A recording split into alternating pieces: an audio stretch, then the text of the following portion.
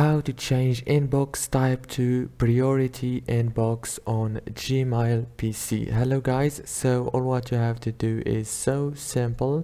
Just go to Gmail. Now go to the top here and click on the settings option.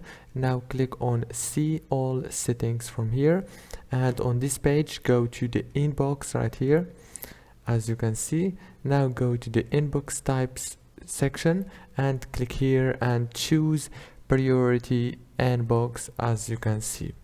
Now here you can manage your inbox sections easy and fast. And yeah, after you finish, go down and click save changes.